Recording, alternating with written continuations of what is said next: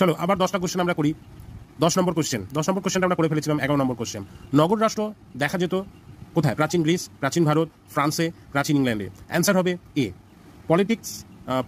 পলিস শব্দটি একটি গ্রিক শব্দ।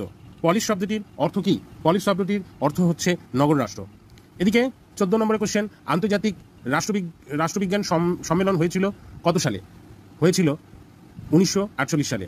আন্তর্জাতিক রাষ্ট্রবিজ্ঞান সম্মেলন অনুষ্ঠিত হয় কোন দেশে? অনুষ্ঠিত হয় প্যারিসে। রাজনৈতিক সার্বভৌমত্বের জনক হলেন কে? রাজনৈতিক সার্বভৌমত্বের জনক হলেন জন লক।